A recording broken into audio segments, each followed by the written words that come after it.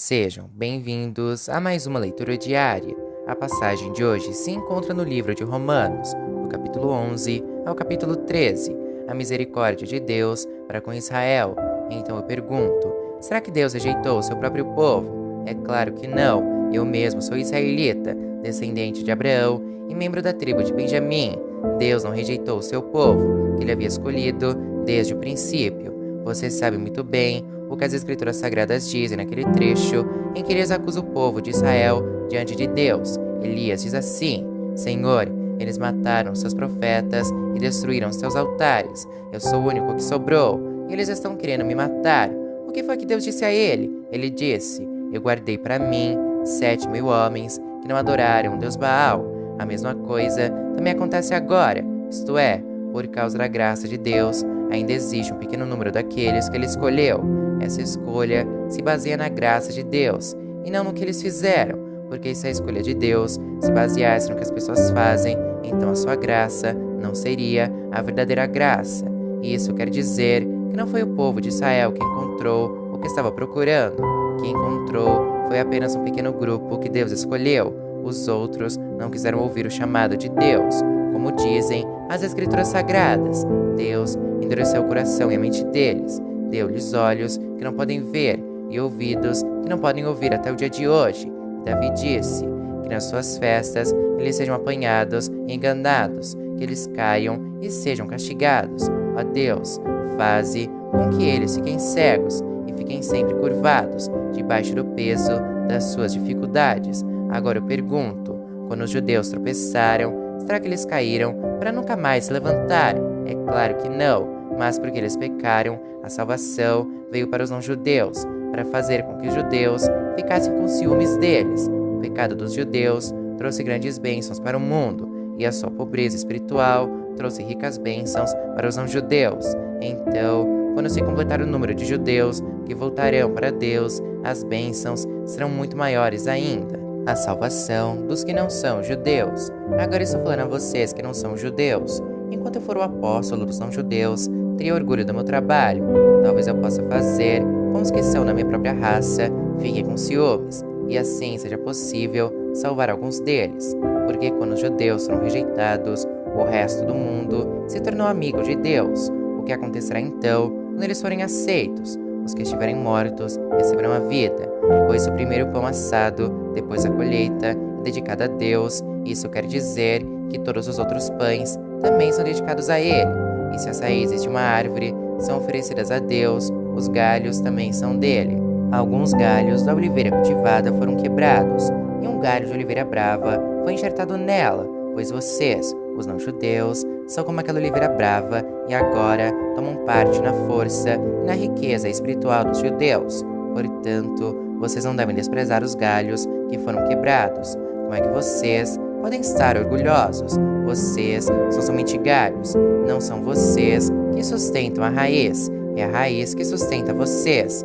Porém, vocês dirão, sim, mas os galhos foram quebrados a fim de darem lugar para nós. Isso é verdade, mas lembrem que eles foram quebrados porque não creram. No entanto, vocês continuam na oliveira porque creem e não têm orgulho disso. Pelo contrário, tenham medo. Se Deus não deixou de castigar os judeus, que são como galhos naturais, vocês acham que Ele vai deixar de castigar vocês? Vejam como Deus é bom e também é duro. Ele é duro para os que caíram e bom para vocês, se continuarem sempre confiando na bondade dEle. Senão, vocês também serão cortados. E se os judeus abandonarem a sua descrença, serão enxertados na oliveira cultivada, pois Deus pode enxertá-los de novo. Vocês, os não-judeus, são como aquele galho de oliveira brava, que foi cortado e enxertado contra a natureza na oliveira cultivada. Os judeus são como essa oliveira cultivada, portanto, para Deus será muito mais fácil enxertar de novo na própria árvore deles esses galhos quebrados. A bondade de Deus para com todos. Meus irmãos, quero que vocês conheçam uma verdade secreta, para que não pensem que são muito sábios. A verdade é esta: a teimosia do povo de Israel não durará para sempre, mas somente até que o número completo de não-judeus venha para Deus. É assim que todo o povo de Israel será salvo. Como dizem as escrituras sagradas, o Redentor virá de Sião, e tirará toda a maldade dos descendentes de Jacó. Eu, o Senhor, farei essa aliança com eles, quando tirar os seus pecados. Os judeus rejeitaram o evangelho, por isso são inimigos de Deus, para o bem de vocês, os não-judeus. Mas pela escolha de Deus, eles são amigos dele, por causa dos patriarcas, porque Deus não muda de ideia a respeito de quem ele escolhe e abençoa. Mas no passado vocês, que não são judeus, desobedeceram a Deus. Porém agora vocês receberam a misericórdia de Deus por causa da desobediência dos judeus. Assim, por causa da misericórdia que vocês receberam, os judeus agora desobedecem a Deus, para que eles também possam receber agora a misericórdia dele, pois Deus fez com que todos se tornassem prisioneiros da desobediência, a fim de mostrar misericórdia a todos. Louvor a Deus! Como são grandes as riquezas de Deus, como são profundos o seu conhecimento e a sua sabedoria. Quem pode explicar as suas decisões? Quem pode entender os seus planos? Como dizem as Escrituras Sagradas, quem pode conhecer a mente do Senhor? Quem é capaz de lhe dar conselhos? Quem já deu alguma coisa a Deus para receber dele algum pagamento? Pois todas as coisas foram criadas por ele, e tudo existe por meio dele para ele. Glória a Deus para sempre. Amém. Capítulo 12. A nova vida no serviço de Deus. Portanto, meus irmãos, por causa da grande misericórdia divina, peço que vocês se ofereçam completamente a Deus como um sacrifício vivo, dedicado ao seu serviço e agradável a Ele. Esta é a verdadeira adoração que vocês devem oferecer a Deus. Não vivam como vivem as pessoas deste mundo, mas deixem que Deus os transforme por meio de uma completa mudança da mente de vocês. Assim vocês conhecerão a vontade de Deus, isto é, aquilo que é bom, perfeito e agradável a Ele. Por causa da bondade de Deus para comigo, me chamando para ser apóstolo, eu digo a todos vocês que não se achem melhores do que realmente são. Pelo contrário, pensem com humildade a respeito de vocês mesmos, e cada um julgue a si mesmo conforme a fé que Deus lhe deu. Porque assim como em um só corpo temos muitas partes, e todas elas têm funções diferentes, assim também nós, embora sejamos muitos, somos um só corpo, por estarmos unidos com Cristo. E todos estamos unidos uns com os outros, como partes diferentes de um só corpo. Portanto, usemos os nossos diferentes dons de acordo com a graça que Deus nos deu. Se o dom que recebemos é o de anunciar a mensagem de Deus, façamos isso de acordo com a fé que temos. Se é o dom de servir, então devemos servir. Se é o de ensinar, então ensinemos. Se é o dom de animar os outros, então animemos. Quem reparte com os outros o que tem, que faça isso com generosidade. Quem tem autoridade, que use a sua autoridade com todo cuidado. Quem ajuda os outros, que ajude com alegria. Que o amor de vocês não seja fingido. Odeiem o mal e sigam o que é bom. Amem uns aos outros com o amor de irmãos em Cristo e se esforcem para tratar uns aos outros com respeito.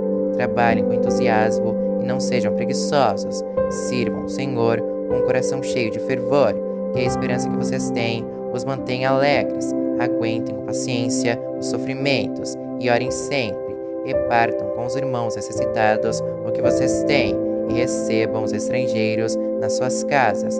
Peçam que Deus abençoe os que perseguem vocês. Sim, peçam que Ele abençoe e não que amaldiçoe. Alegrem-se com os que se alegram e chorem com os que choram. Tenham por todos o mesmo cuidado. Não sejam orgulhosos, mas aceitem serviços humildes. Que nenhum de vocês fique pensando que é sábio. Não paguem a ninguém o mal com o mal. Procurem agir de tal maneira que vocês recebam a aprovação dos outros. No que depender de vocês, façam todo o possível para viver em paz com todas as pessoas. Meus queridos irmãos, nunca se vinguem de ninguém. Pelo contrário, deixem que seja Deus quem dê o castigo, pois as Escrituras Sagradas dizem: eu me vingarei, eu acertarei contas com eles, diz o Senhor. Mas façam como dizem as Escrituras. Se o seu inimigo estiver com fome, dê comida a ele. Se estiver com sede, dê água, porque assim você o fará queimar de remorso e vergonha. Não deixem que o mal vença vocês, mas vençam o mal com o bem. Capítulo 13. Obediência às autoridades. Obedeçam às autoridades, todas vocês, pois nenhuma autoridade existe sem a permissão de Deus, e as que existem foram colocadas nos seus lugares por Ele. Assim, Quem se revolta contra as autoridades está se revoltando contra o que Deus ordenou, e os que agem desse modo serão condenados. Somente os que fazem o mal devem ter medo dos governantes, e não os que fazem o bem. Se você não quiser ter medo das autoridades, então faça o que é bom, e elas o elogiarão, porque as autoridades estão a serviço de Deus para o bem de você. Mas se você faz o mal, então tenha medo, pois as autoridades de fato têm poder para castigar. Elas estão a serviço de Deus e trazem o castigo dele sobre os que fazem o mal. Por isso que você deve obedecer às autoridades, não somente por causa do castigo de Deus, mas também porque a sua consciência manda que você faça isso. É por isso também que vocês pagam impostos, pois quando as autoridades cumprem os seus deveres, elas estão a serviço de Deus. Portanto, paguem ao governo o que é devido, paguem todos os seus impostos e respeitem e honrem todas as autoridades. Amar uns aos outros, não fiquem devendo nada a ninguém. A única dívida que vocês devem ter é de amar uns aos outros. Quem ama os outros está obedecendo a lei, os seguintes mandamentos: não cometa adultério, não mate, não roube, não cobice. Esses e ainda outros mais são resumidos num mandamento só: ame os outros como você ama você mesmo. Quem ama os outros não faz mal a eles. Portanto, amar é obedecer a toda a lei, viver na luz do dia. Vocês precisam fazer todas essas coisas porque sabem em que tempo nós estamos vivendo. Chegou a hora de vocês acordarem, pois o momento de sermos salvos está mais perto agora do que quando começamos a crer. A noite está terminando e o dia vem chegando. Por isso, paremos de fazer o que pertence à escuridão e pegamos as armas espirituais para lutar na luz. Vivamos decentemente como pessoas que vivem na luz do dia. Nada de farras ou bebedeiras, nem moralidade ou indecência, nem brigas ou ciúmes, mas tenham as qualidades que o Senhor Jesus Cristo tem, e não procurem satisfazer os maus desejos da natureza humana de vocês.